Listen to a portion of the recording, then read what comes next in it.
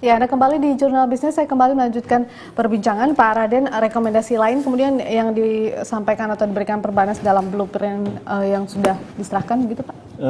Ada rekomendasi lain yang menyangkut kepada sebetulnya bahwa perbankan nasional ini harus bersiap-siap untuk masa yang akan datang. Tadi kami sudah sebutkan bahwa tren perkembangan ke masa yang akan datang, baik itu dari sisi demografi, kemudian dari sisi urbanisasi, kemudian pertumbuhan yang sangat cepat ke depan itu, perbankan harus menyiapkan diri untuk itu, ya, termasuk tadi yang kita sebutkan supaya dia beroperasi secara efisien. Yang berikutnya kita minta juga supaya baik itu regulator maupun supervisor juga harus tetap memperbaiki diri dan juga menyiapkan kalau ada krisis di masa yang akan datang, kita harus siap menghadapi itu. Yang berikutnya yang kita juga usulkan adalah pendalaman pasar modal dan pasar uang.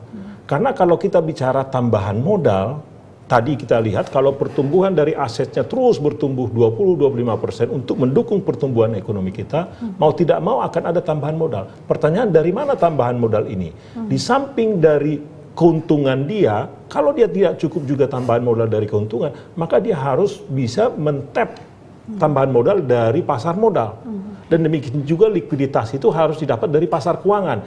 Oleh karena itu kita usulkan bahwa pasar keuangan kita juga harus diperdalam, harus diperbaiki, karena itu akan saling dukung-mendukung antara pasar keuangan dengan perbankan sendiri. Apa yang perlu diperbaiki, Pak, untuk pasar keuangan kita?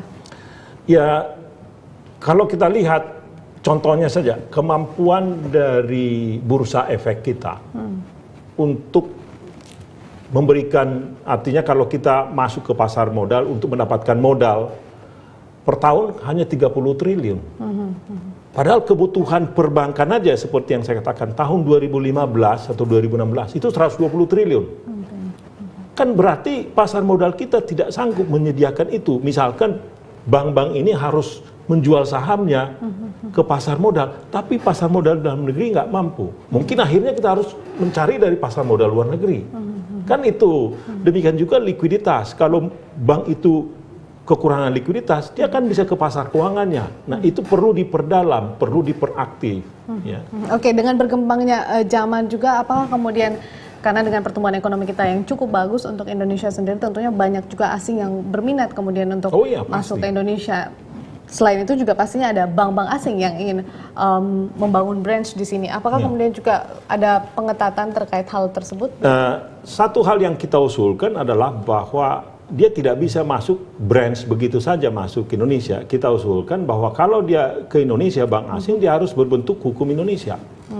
Supaya dia pajaknya juga jelas. Artinya mematuhi hukum yang ada di Indonesia. Harus begitu. Selama ini kan memang kita terlampau loose di situ.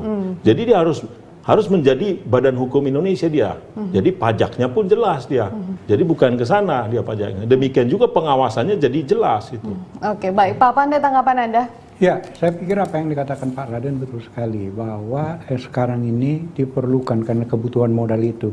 Artinya jangan lagi konvensional. Bila perlu melihat keluar. Dan juga kita harus mengetahui diri kita, seperti sekarang kita lagi cantik. Apa yang bisa dimanfaatkan dengan kecantikan itu kan? Dengan pertumbuhan kemungkinan ekonomi kita yang pesat, dibutuhkan perbankan yang sehat. Ini perlu kita jual dan kita bisa mendapatkan sumber permodalan yang lebih murah dan rasional. Tetapi yang paling penting memang langkah persiapan ke depan dan mempersiapkan bukan hanya yang baik, tetapi juga yang buruk juga. Risiko yang mungkin akan dihadapi itu sangat dibutuhkan. Ini yang saya pikir sumbangan dari Perbanas. Kalau itu bisa dilakukan, kita sudah bisa mengatakan kalau terjadi yang buruk ini yang harus kita lakukan, kalau yang baik ini yang harus kita manfaatkan. Dengan cara seperti ini kerja, melihat tantangan masa depan, saya pikir kita akan dapat menghasilkan yang lebih baik. Oke, baik. Pak Raden, nantinya akan kemana arahnya? Apakah kemudian ini direkomendasikan untuk dijadikan sebagai rancangan undang-undang perbankan yang baru? Mengenai apakah menjadi rancangan undang-undang itu bukan otoritas Perbanas. Artinya kita kan mengusulkan ini, memberikan sumbangan pemikiran, mendorong supaya baik itu apakah Bank Indonesia, apakah OJK atau pemerintah nanti membuat cetak biru. Nah, cetak biru ini tentu pemerintah harus melihat lagi, apakah cukup hanya SK Menteri Keuangan atau SK Gubernur Bank Indonesia, ya, atau mungkin harus perlu undang-undang. Nah, saya kurang memahami dari sisi hierarki undang-undangnya. Tapi intinya kan kita perlu memberikan arah, direction ini, roadmap untuk mempersiapkan diri terhadap tantangan ke masa depan. Itu intinya. Bahwa nanti bentuknya undang-undang silahkan, bentuknya Perpres silahkan. Oke, baik Pak Raden, kita akan lanjutkan perbincangan begitupun juga Pak Pande, namun kita akan simak sejumlah informasi berikut ini.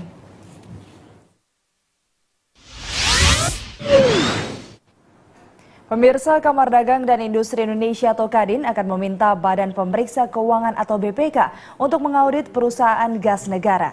Kadin menilai perusahaan gas negara memonopoli distribusi gas di Indonesia.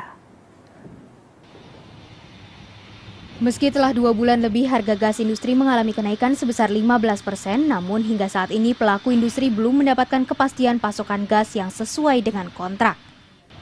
Kurangnya pasokan gas ini membuat kalangan industri kembali geram kepada PGN dan berencana meminta BPK untuk mengaudit kinerja PGN.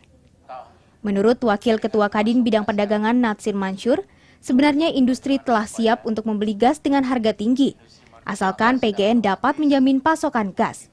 Kadin juga menilai PGN telah memonopoli jaringan pipa gas akses terbuka atau open access.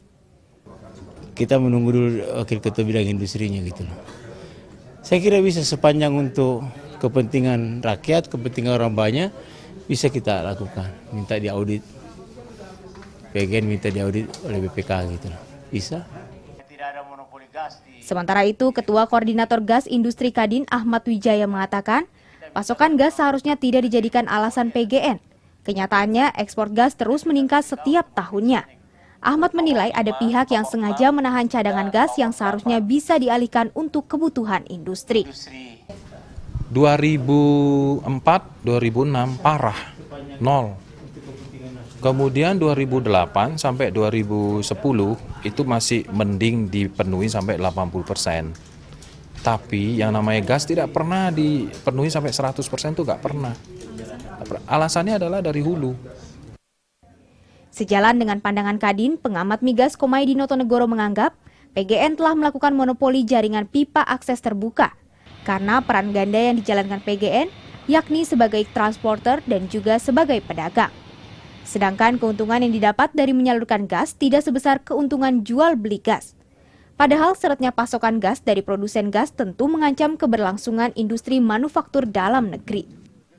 Jadi ini kemudian nggak bisa cari salah-salahan, tetapi kemudian apakah kita harus merevisi fungsi dan kedudukan PGN sebagai transporter murni. Nah, kalau sebagai transporter murni, ketika skala ekonominya belum dapat, sebagai sebuah corporate, apa nanti kemudian garansi dari government gitu loh. Kini keputusan ada di tangan pemerintah. Jika pemerintah berpihak pada kepentingan publik, maka pemerintah akan mengutamakan peran PGN sebagai transporter. Hal ini bisa dilakukan karena pemerintah memiliki 56% saham PGN. Dina Karina, Ganda Munte, Berita 1, Jakarta.